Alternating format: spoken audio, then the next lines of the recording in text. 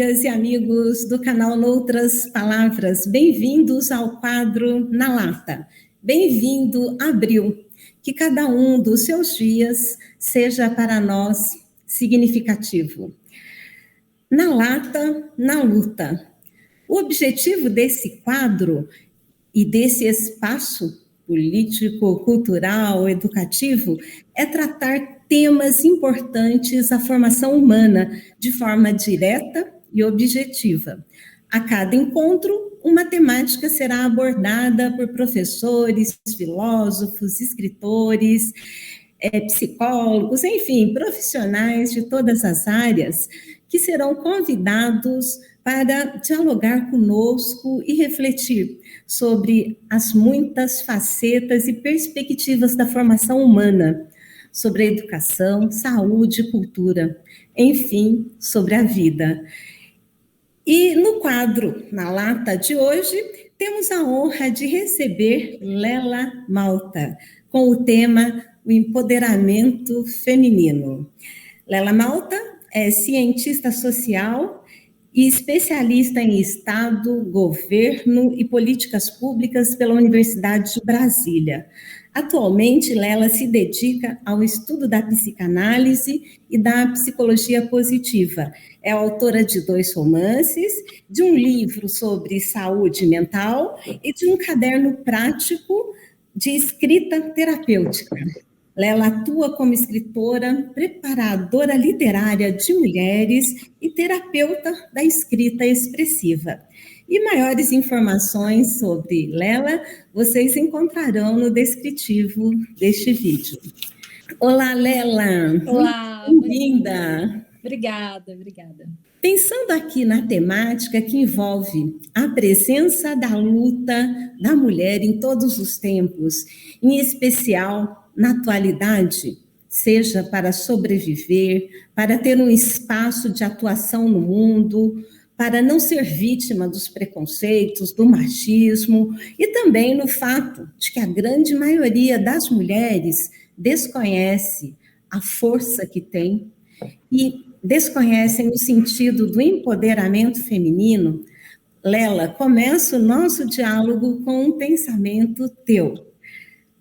Ocupo espaços roubados, ainda que com medo, ainda que exausta, ainda que ferida, ainda. A aflição é minha força motriz. Meu existir é revolucionário. A luta, nada silente, nada solitária, é encarada com o peito aguerrido e braços fortes, mas também com coração e flores. Lela Malta. Muito obrigada, Lela, por ter escrito esse pensamento tão importante para esse momento tão significativo e forte e complexo que vivemos. E para a gente dialogar, né, sobre tudo isso, quero te perguntar por que discutir sobre o empoderamento feminino é importante. Vamos lá. Na verdade, essa temática relacionada a gênero é algo que sempre me chamou muita atenção desde os tempos de graduação. Né? Eu sempre trabalhei com gênero, fui para especialização lá no UNB, ainda trabalhando com gênero dentro desse viés aí de Estado, de políticas públicas, e sempre foi algo que caminhou ali junto com tudo que eu fazia, ainda que eu estivesse longe da academia, né? Eu gosto muito de escrever sobre essa temática, porque acho, e aí respondo sua pergunta, porque acho de extrema importância.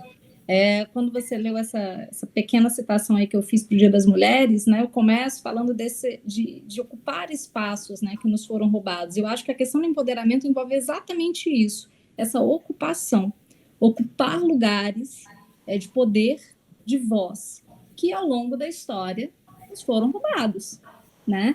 Que disseram que aquilo ali não era para gente, que não era para que, né, para que a gente estivesse ali. Então, acho que debater empoderamento feminino é isso. É a gente pensar nessas possibilidades existentes, ainda que elas não sejam tão claras para a gente, ainda que digam que aquilo ali não é para a gente. Então, acho que essa é a minha ideia. É um tema que eu sempre, como disse, né, sempre gostei, sempre acompanhei. E hoje, no meu trabalho que eu realizo, né, diretamente com a escrita, eu acredito sim que a escrita é um verdadeiro instrumento de empoderamento feminino, né? Porque a escrita ela acolhe, a escrita ela cria espaço de voz, e ela ajuda a gente também a enfrentar um grande problema que a gente tem historicamente, que é o de apagamento da escrita de mulheres. Né? Quantas mulheres, ao longo da história, tiveram que colocar ali, assinar seus livros, assinar seus artigos, né? Seus poemas com nomes masculinos, né? Quantas, às vezes usando até o nome do próprio marido, o nome de um irmão.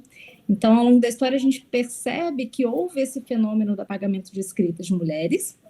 Ainda hoje a gente pensa sobre isso, principalmente quando a gente olha e ainda escuta a gente falar sobre literatura feminina, uma coisa que eu não consigo entender, porque não existe literatura masculina, então por que teria uma literatura feminina?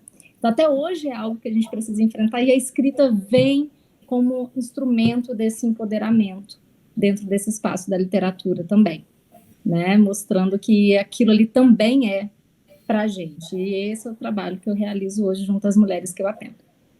Que bacana, Lela. E aí é importante, né, no que você traz, que a escrita é um instrumento, não é, de comunicação, de revelação, não é, e de possibilidade da gente deixar, né, para o futuro, para o porvir que está aí batendo a nossa porta, a nossa contribuição. Não é? Exatamente. Se nós não escrevemos, o outro jamais saberá o que estamos sentindo. Eu acho que tem duas fases aí que são importantes também, Margarida. A gente pensar que a escrita ela pode ser uma escrita que conecta a gente, né? Que me conecta com quem eu sou, né? Com esse meu eu interior. E é um excelente instrumento também terapêutico dentro desse processo de autoconhecimento. Então, a mulher, quando ela se conhece, é muito mais fácil para que ela ocupe esses espaços que a gente está falando há pouco, né? Então, essa é uma possibilidade da escrita, e também essa escrita para o outro que a gente está falando, né? Principalmente relacionada a esse fenômeno do apagamento da escrita de mulheres. Então, a mulher, por meio da escrita, ela se conhece, né? Ela, como você falou, ela revela, ela pode se autoexpressar, ela pode encontrar naquele espaço um espaço de acolhimento, de voz, e também colocar isso para fora, para o outro, né? Então, eu tenho um grupo de mulheres aqui, todas escrevem, aí a gente debate muito sobre essas temáticas que, ao longo da história, foram colocadas que eram temáticas que mulheres não podiam falar. Por exemplo, o erotismo, né? Então, e é muito interessante que a gente entenda o porquê que aquilo ali existiu, e também se conecte novamente com essas temáticas, porque elas também são importantes para esse feminino. É interessante isso que você fala, porque eu fico pensando que o processo da escrita, ele, na medida que você inicia, ele não para mais, porque ele parece que, como você disse, nos conecta, né? E aí a leitura é muito importante, não é, Lela? Porque a gente cria vocabulários, a gente cria universos, né? A gente consegue ver além do nosso pequeno mundo, não é? Então a escrita acaba, a leitura, né? E a escrita vai nos ajudando nessa composição do que somos. E aí eu fico pensando, né? Como que a gente inicia esse processo, né? Como que você pode nos ajudar a pensar, além da leitura, né? Além desse olhar para si mesmo, não é? Do alto, eu acho assim, de se visualizar enquanto pessoa, enquanto mulher no mundo, né? Como que a gente começa esse processo? Eu acho que a primeira coisa é encarando que a gente precisa se conhecer, porque tem muita gente que vai levando a vida empurrando com a barriga e nem para pensar, caramba, né? Quem eu sou? Onde eu quero chegar? E eu acho que só esse start vem quando a gente percebe que a gente precisa, de fato, se encarar quem a gente é, com todas as nossas fraquezas, com todas as nossas habilidades, né, nossas qualidades, mas se encarar. Acho que esse é o primeiro passo. Quando você fala da importância e também da leitura, uma coisa que é interessante é a gente pensar que a gente precisa ler cada vez mais mulheres. Porque quando a gente lê mulheres, a gente entende mais sobre o próprio universo feminino, e às vezes com um olhar que está muito distante do nosso, né? Com recortes que estão muito distantes daquele que a gente vive também. Aí a gente pode colocar muitas variáveis envolvidas, como raça, como classe social, como idade, né? Então, acho que isso também é bem importante a gente pensar, né? Ler mais mulheres e se encarar. Começar esse processo tendo essa necessidade de se conhecer sem medo, né? Tirando realmente deixando de lado aquele juiz, né, que a gente parece que carrega, principalmente a mulher carrega no ombro a vida inteira, né? Sempre aquele juiz ali dizendo o que é errado, o que é certo, né? Se a gente é capaz, se a gente não é, sempre questionando tudo. Então, deixar um pouquinho isso de lado e se deparar realmente com o que a gente é, sem medo de se conhecer. Que bacana. Então, aí o processo do autoconhecimento, né, da reflexão sobre si, da autoavaliação, vai nos ajudar a encontrar a autoestima, né, e a manutenção dela está aí, né, porque que a gente esteja conectada. Ô Lela, e assim, eu acho que você tem toda a razão, eu tenho certeza, né, que a escrita faz esse processo de libertação, de empoderamento da mulher. Mas, assim, na nossa sociedade atual, no Brasil e no mundo, a gente tem visto crescer grupos de ódio, né? E existe um grupo de ódio às mulheres, que é o MGTOW. E eu queria assim, ouvir de você, né, uma mulher que escreve sobre mulheres, que escreve para mulheres. Como classificar esse comportamento e como fazer um enfrentamento? Eu acho que esse espaço, né, que a gente tem hoje para esse tipo de grupo é com esse avanço do conservadorismo, né? Porque eu sou extremamente crítica, inclusive. Eu acho uma grande bobagem, uma falta de... Eu chego a achar até desumano, né? Porque eu já vi algumas postagens desses grupos e é desumano, né? Eu acho muito louco pensar que alguém acorda de manhã e fala que tem ódio às mulheres, assim. Né? Até porque nós dependemos exatamente dessas mulheres para estarmos aqui, né? Então é uma coisa surreal, mas o avanço do conservadorismo trouxe isso para a gente. Dentro das redes sociais, que eu acho que é o maior problema hoje, o que a gente pode fazer? Eu acho que é denunciar, é mostrar para essas plataformas que aquele tipo de conteúdo não cabe ali, né, para que essas pessoas sejam bloqueadas, para que aquele conteúdo não gere engajamento, que não seja distribuído para mais pessoas. Acho que é isso que a gente pode fazer. E eu acho que quando a gente fala dessa questão do conhecimento, né, quando a gente vai estudar, quando a gente olha ali para a ciência e está afinada com tudo isso que está sendo feito dentro dessa produção científica de uma forma geral, a gente ganha mais argumentos contra esse tipo de grupo. Então, quando a gente estuda, quando a gente conhece, eu acho que a gente fica cada vez mais afiada aí para rebater, né, essas loucuras. Essas aberrações. Porque não tem uma outra palavra para falar sobre um grupo desse. É uma coisa tão, para mim, tão surreal. Né? Não existe, não cabe mais. Então, a gente pode fazer enfrentar desse jeito. É a negação da mãe que colocou no mundo, da irmã, da filha, né? Uma coisa louca. É uma coisa, e esse grupo em específico, né, gosta muito eles levantam a bandeira de que eles são melhores sozinhos, né? Sei lá, isso vai contra, inclusive, quem a gente é como ser humano, né? Verdade. A gente não vive sozinho, né? É isso mesmo. E, assim, a denúncia é um papel que nos cabe, né? E estudar mesmo, buscar entender essas produções, esse tipo de agrupamento, e fazer a denúncia e escrever sobre isso. E ler mais mulheres.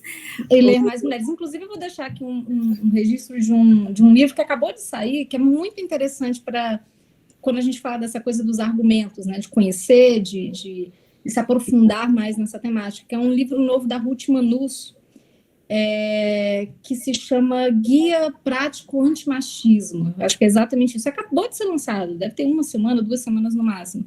É um livro excelente para que a gente conheça mais a atuação desses grupos e também consiga, né, levantar esses argumentos contra o que eles tanto divulgam aí nas redes sociais. É bem interessante a gente conhecer. Esse é um bom livro. Bacana, obrigada aí pela dica. Lela, e uma pergunta assim para a gente pensar, né? Se as mulheres tivessem tido o mesmo poder que os homens desempenharam através da história, como seria o mundo, hipoteticamente? Eu acho, esses dias eu estava pensando muito sobre isso quando vi as primeiras notícias da guerra, né? Da guerra ali da Rússia contra a Ucrânia. E debati muito isso com um grupo de amigas, né? Será que a gente faria tanta guerra se as mulheres estivessem no poder? Eu acho que não. Sabe, eu acho que não. Então, aí né, e a gente levantou várias hipóteses, discutimos um pouco essa questão, mas respondendo sua pergunta, assim, eu acho que a gente teria uma produção científica muito maior do que a gente tem hoje, uma produção literária muito maior. Acho, sim, que a gente valorizaria muito mais o diálogo, inclusive nessas grandes questões, né, os grandes problemas que a gente tem, por isso que eu acredito até que nós faríamos muito menos guerra, eu acho. Eu acho que a gente teria muitas mulheres no poder, por isso, né, essa valorização do diálogo, tudo isso. Acho que a gente teria políticas públicas que envolvessem muito mais as minorias. Então, eu acho que não seria bastante diferente se as mulheres, né, ocupassem os espaços que são delas, são nossos. Exato. Né? Se a gente tivesse esse espaço desde sempre, acho que tudo seria muito melhor. Não tenho nenhuma dúvida disso. Interessante que recentemente eu ouvi uma reportagem que dizia que na pandemia as cidades governadas por mulheres, né, elas apresentaram menor número de óbitos por Covid, menor número de internações, ou seja, os hospitais não ficaram abarrotados e a comunidade conseguiu passar por esses 2 anos de uma maneira mais tranquila. Exatamente. Eu vejo um cenário, né, hipotético aí, muito mais agradável para todo mundo. Acho que as mulheres elas têm uma visão sobre o mundo muito diferente, por isso que a gente tem que colocar essa visão para fora. Isso. Né? Eu acho que seria tudo muito melhor, sem dúvida nenhuma. Acho que, pelo menos quando a gente pensa em produção, principalmente produção científica, eu acho que se a ciência fosse uma coisa, cara, tão acessível para a gente quanto é para os homens, meu Deus, assim. Sim. Acho que seria... e aí a produção científica mudaria, né? Pode mudar tudo. Então, seria muito mais agradável.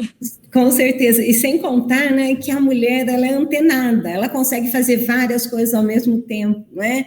E isso, comprovadamente, cientificamente, daria à mulher condição de atuar em várias áreas sem perder a sua essência, né, que tem a ver com a maternidade, com a educação, né, que parece que a gente, talvez pelo fato de gerar, né, e de ser a portadora da vida, né, talvez isso...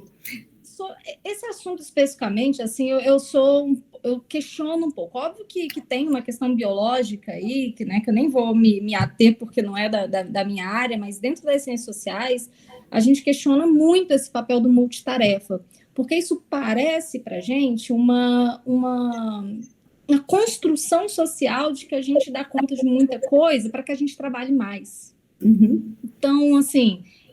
eu tenho um pouco essa questão da mulher, eu sempre digo que mulher não é multitarefa, né? A gente apenas trabalha mais. Uhum. Ponto, é isso. Eu acho que construíram um pouco também isso na gente, de que a gente é capaz de tudo. E aí o que acontece? A gente acumula papéis sociais, cada vez mais papéis, e a gente acaba, tá todo mundo exausta, né? Uhum. Todas as mulheres que eu conheço, tem uma que fala, nossa, tô tranquila, tá todo mundo exausto, aqui de coisa para fazer. Isso me parece algo pensado por esse patriarcado, de alguma forma, sabia? Eu tenho um pezinho atrás nessa questão da multitarefa, Margarida, não vou mentir. Então, Lela, você já traz um outro tema para a gente pensar.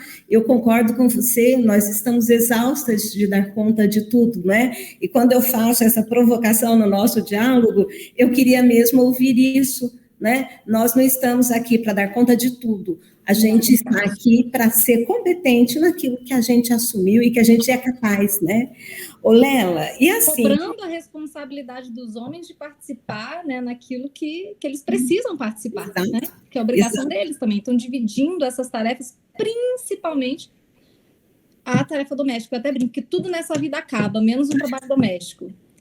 É verdade. É uma coisa sem fim. Ele nunca acaba, gente. E é verdade, não tem tarefa de mulher e de homem, né? Mulher pode dirigir avião, pilotar, né? Pilotar avião, pode dirigir o ônibus, pode fazer tudo que o homem faz. E o homem somos também. capazes de absolutamente tudo. Exatamente, né? Então, assim, a gente cada vez mais avança para esses espaços que disseram que eram deles, só que eles estão relutantes aí em ocupar também um espaço que sempre foi dito que era nosso, né? Que principalmente esse espaço do ambiente doméstico. Então, acho que também vale aí para que a gente fique menos exaustas a cobrança dessa responsabilidade, Perfeito. que também é deles. Perfeito. Talvez a origem desse ódio, né, desses grupos, esteja aí, percebendo que a mulher está antenada e percebendo qual é o teu papel no mundo, né, independente dessas construções. Lela, e uma palavra que você deixaria para as meninas, para as mulheres jovens e para as mulheres maduras? Todo mundo ao mesmo tempo ou tem que ser? Não, você pode separar. Eu acho que esse papo que a gente conversou agora no final, ele é bem interessante. Eu gosto muito de pensar nessa questão da exaustão. Então, eu uso sempre uma frase que é a seguinte, né? Mulher exausta não faz revolução. Então, mulher que está sempre fazendo muita coisa, sem tempo para ela, sem tempo para essa reconexão que a gente vem falando, né, desde o início do nosso papo, sem tempo para o autoconhecimento, sem tempo para cuidar dela, né? Sem ter aquele momento do autocuidado que é tão importante, essa mulher não transforma a realidade social. A gente precisa de mulheres, por isso a importância da gente dividir, né, essas nossas obrigações diárias, para que a gente tenha tempo de pensar nessa realidade que está ali fora, para que a gente tenha mais tempo para se engajar dentro da política, para que a gente tenha mais tempo para se engajar na literatura, nos espaços de poder de uma forma geral, né? Na ciência, então na arte, no fazer arte. Então, acho que isso que é importante, a gente pensar que cansada a gente não consegue mudar nada. A gente precisa se olhar muito para a gente. Cuidar da nossa saúde mental, cuidar do nosso físico, cuidar da gente. Da nossa saúde emocional, enfim, ser feliz. Exatamente. Ser feliz. Ô, Lela, e por último, né, para a gente completar o objetivo do programa Na Lata, o que você colocaria na lata do passado? Na lata do passado, eu acho que o machismo eu deixaria na lata do passado. Acho que que resolveria muito o nosso presente. Perfeito. Na verdade, tudo isso, todos esses velhos ideais do patriarcado, eles podem ficar na lata do passado. Perfeito. E na lata do presente? Na lata do presente, força, coragem, acho esperança. Eu acho que eu deixaria isso, esse pacotinho na lata do presente. Perfeito. E a escrita? E a escrita ajuda ali em tudo. A escrita dá força, a escrita dá coragem. Perfeito. E na lata do futuro? Na lata do futuro, eu acho que igualdade. E aí eu não penso só na questão homem e mulher, não. Eu penso de uma forma geral. A gente incluindo todas essas minorias, né, dentro da nossa sociedade, incluindo de fato, né, trabalhando mesmo esse papel da inclusão de todos. E eu acho que eu penso num futuro assim. Talvez eu não veja esse futuro, talvez meu filho não veja esse futuro, mas eu desejo assim, que alguém lá na frente veja. Que assim seja. E para finalizar, o que você colocaria na lata do lixo? Na lata do lixo? Esse monte de grupo aí que a gente citou, né? Que não é só esse que a gente falou aqui hoje, esses grupos que apareceram não do nada, como eu disse, existe um motivo para aqueles, né? Para esse aparecimento. Mas acho que esses grupos que hoje olham principalmente para as redes sociais como uma forma de destilar ódio, né? De destilar uma série de ideologias que não cabem mais dentro da nossa sociedade. Usando esse anonimato, né, que essas redes sociais trazem, né, essa possibilidade do anonimato. Eu acho que todo mundo aí pode ir para tudo lixo. Exato, concordo com você. E aí, Lela, para terminar, eu agradeço por demais a sua presença. Eu acho que essa reflexão, né, breve reflexão, mas importante por demais, para que a gente olhe para si mesma, para que a gente se valorize e para que a gente busque, né, juntas, unidas, porque não dá para lutar sozinha, né? Acho que o empoderamento, ele se fortalece no conjunto das mulheres, né? E nessa compreensão, né, do que foi a mulher do passado, o que ela representa para nós, porque nós somos, né, frutos dessa herança, né, das mulheres que vieram antes de nós, e que a gente possa, né, reconstruir o caminho, não é, que foi pensado aí por uma sociedade machista, mas a partir do nosso olhar, da nossa atuação no mundo. Esse empoderamento, né, só para a gente finalizar, esse empoderamento, ele realmente ele se fortalece quando a gente pensa em redes de apoio femininas. Então, acho que isso a gente precisa buscar. Sempre ter ali do nosso lado uma rede de apoio de mulheres, incentivando, né, apoiando essas outras mulheres que estão ali nessa luta com a gente. Exatamente. É muito importante, rede de apoio. Rede de apoio. Terminamos com isso e terminamos, não é, com a ideia de que escrever é um caminho, é um instrumento que nos ajuda, inclusive, a ler sobre nós mesmas, né? Eu escrevo e eu leio. E na medida que eu escrevo, eu deixo registrada a minha marca, né? Para que outros leiam a minha história, para que outros possam, a partir dela, continuar a escrita. A escrita prorroga a nossa existência. Isso é muito incrível. Lindo. Muito obrigada, Lela. Um bom dia. Obrigada, Margarida. Um grande beijo. Tchau. E até a próxima. Tchau. Até a próxima. Obrigada.